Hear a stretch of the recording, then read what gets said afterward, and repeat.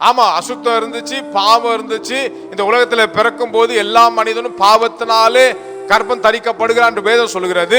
அந்த பாவம் என்கிற கரையோடு தான் ஒவ்வொரு மனிதனும் இந்த உலகத்துல பிரவேசித்தாங்க.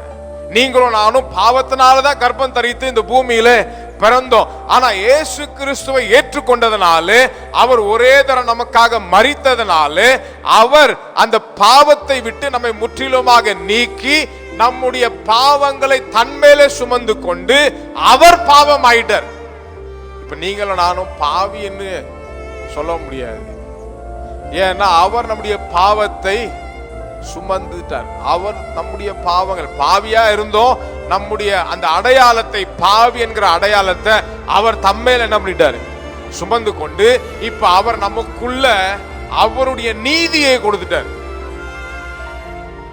நீதினா இப்ப தேவனை நம்ம நேரடியா பார்க்க முடியும்.